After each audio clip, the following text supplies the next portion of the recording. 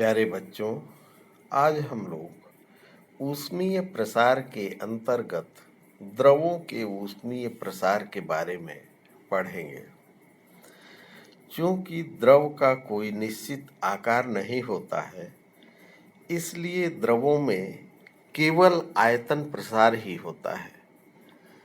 द्रव को जिस बर्तन में रखकर गर्म करते हैं, उसके प्रसार के कारण द्रव का आभासित प्रसार उसके वास्तविक प्रसार से कम होता है। यदि बर्तन में द्रव तल A पर है, गर्म किए जाने पर बर्तन के प्रसार के कारण तल B तक गिरता है एवं द्रव के प्रसार के कारण C तक उठ जाता है। इस प्रकार द्रव का आभासी प्रसार AC, जबकि द्रव का वास्तविक प्रसार BC है। अतः BC बराबर AC प्लस AB। इस प्रकार द्रव में दो प्रकार का आयतन प्रसार होता है। आभासी प्रसार, एपरेंट एक्सपेंशन। यदि बर्तन के प्रसार का ध्यान न रखते हुए द्रव के प्रसार का मापन किया जाए तो उसे द्रव का आभासी प्रसार कहते हैं। चित्र में A से C तक द्रव का प्रसार आभासी प्रसार है। द्रव का वास्तविक प्रसार, रियल एक्सपेंशन ऑफ लिक्विड्स। जब बर्तन के प्रसार का ध्यान रखते हुए प्रसार का मापन किया जाता है तो उसे वास्तविक प्रसार कहते हैं। चित्र में तल B से तल C तक द्रव का प्रसार वास्तविक प्रसार है। अतः वास्तविक प्रसार बराबर आभासी प्रसार प्लस बर्तन का प्रसार। द्रव का आभासी प्रसार गुणांक।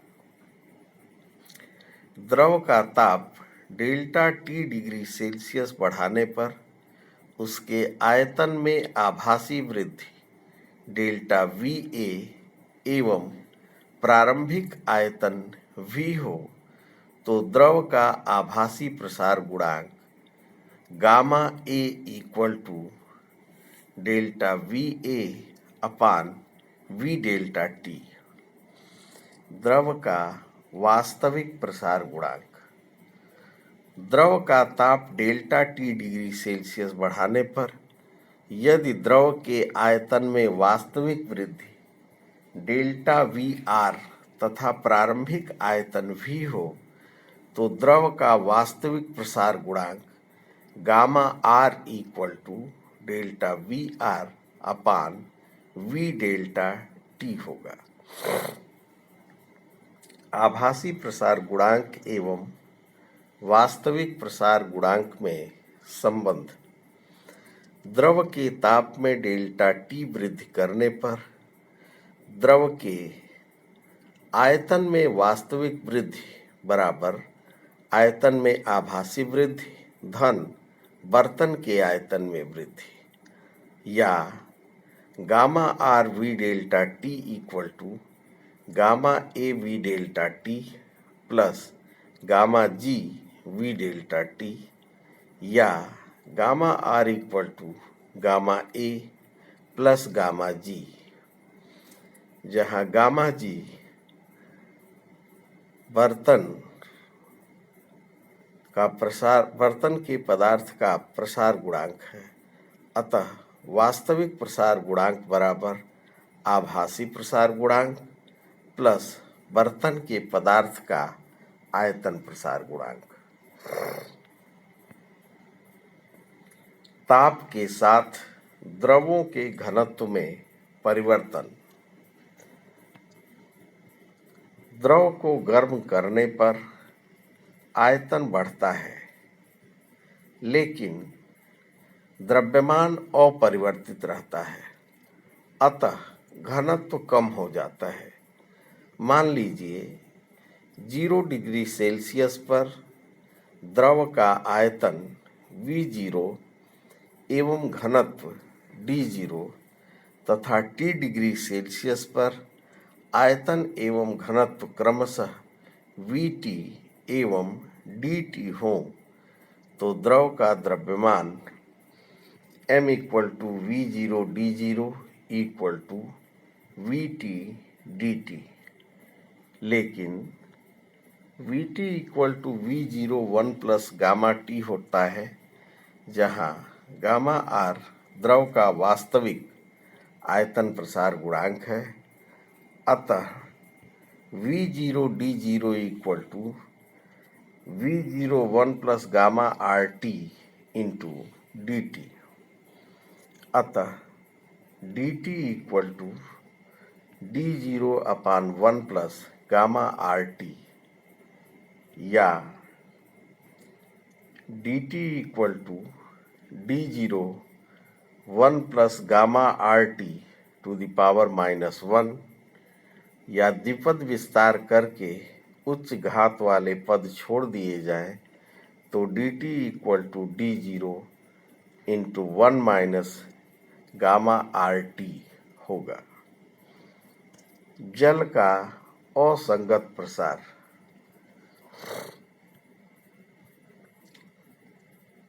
गर्म किए जाने पर प्रायः सभी द्रवों का आयतन बढ़ता है, लेकिन जल को गर्म करने पर 0 डिग्री सेल्सियस से 4 डिग्री सेल्सियस तक उसका आयतन घटता है एवं 4 डिग्री सेल्सियस के पश्चात आयतन बढ़ता है। अर्थात जल के निश्चित द्रव्यमान का आयतन 4 डिग्री सेल्सियस पर सबसे कम एवं घनत्व सबसे ज़्यादा 1 ग्राम प्रति घन सेंटीमीटर होता है।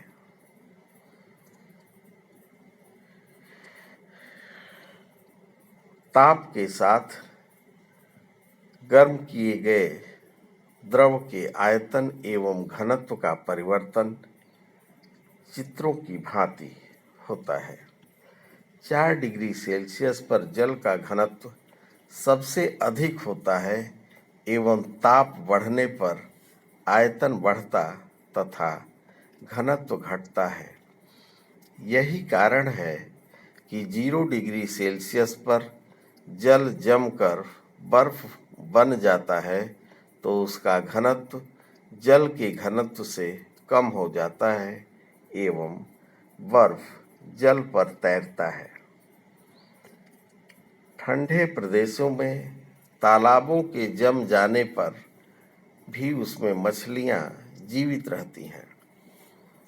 ठंडे प्रदेशों में 4 डिग्री सेल्सियस तक ठंडा होने के बाद जब ताप और गिरता है तो जल का घनत्व कम होने लगता है तथा ऊपरी सतह जम जाने के बाद भी उसके नीचे अधिक घनत्व वाला 4 डिग्री सेल्सियस का जल बना रहता है।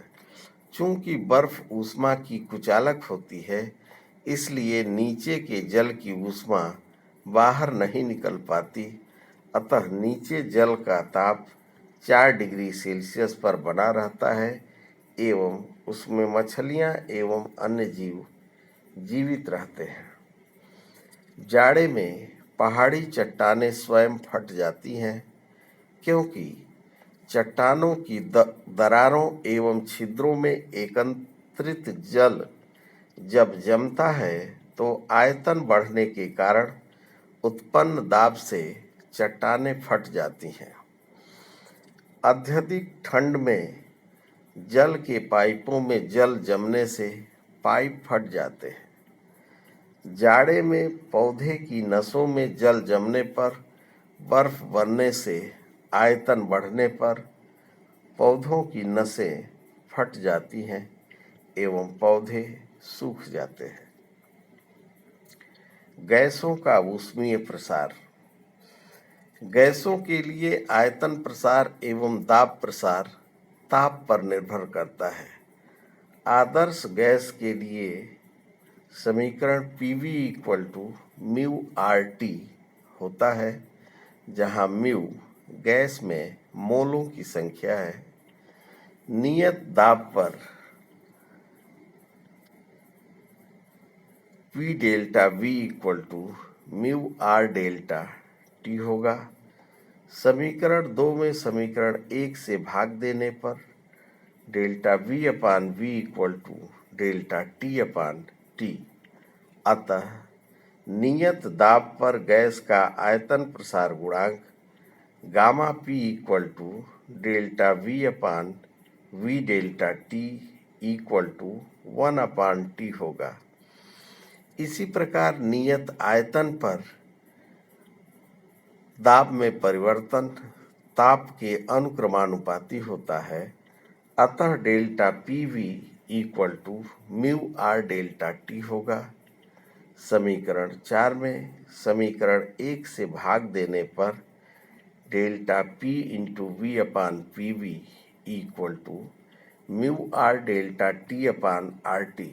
अतः delta P upon P delta T equal to 1/T होगा।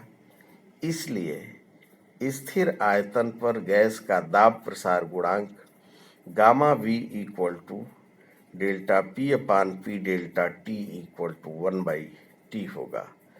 स्पष्ट है कि आदर्श गैस के लिए gamma P equal to gamma V equal to 1/T होता है, अर्थात ये दोनों ही गैस के परम ताप के व्युत्क्रमानुपाती होते हैं। विशिष्ट ऊष्मा स्पेसिफिक हीट प्रयोगों के आधार पर पाया गया कि किसी वस्तु को गर्म करने के लिए दी गई ऊष्मा डेल्टा Q वस्तु के द्रव्यमान m एवं ताप वृद्धि डेल्टा T के अनुक्रमानुपाती होती है। अतः delta Q proportional to m delta T या delta Q equal to C m delta T अथवा C equal to delta Q upon m delta T, जहाँ C को वस्तु के पदार्थ की विशिष्ट ऊष्मा कहते हैं। यदि m इक्वल टू 1 किलोग्राम एवं delta T equal to 1 degree Celsius या 1 केल्विन, तो C equal to delta Q, अर्थात किसी पदार्थ के एकांक द्रव्यमान के ताप में एकांक परिवर्तन के लिए अवशोषित या बहिष्कृत ऊष्मा को पदार्थ की विशिष्ट ऊष्मा कहते हैं, जिसका मात्रक 1 कैलोरी प्रति ग्राम डिग्री सेल्सियस या 1 किलो कैलोरी प्रति किलोग्राम केल्विन होता है, अथवा 4.18 गुणे 10 की घात 3 जूल प्रति किलोग्राम केल्विन होता है। जल की विशिष्ट ऊष्मा अन्य पदार्थों की अपेक्षा अधिक होती है। यही कारण है कि रोगियों की सिकाई गर्म जल के बोतल से की जाती है। वाहनों के रेडिएटर में जल का उपयोग शीतलक के रूप में किया जाता है।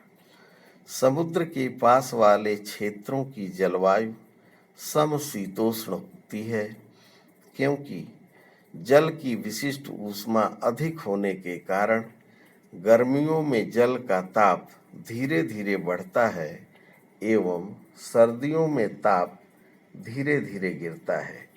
इसीलिए स्थलीय भागों की अपेक्षा समुद्र तटीय भागों की जलवायु समशीतोष्ण होती है।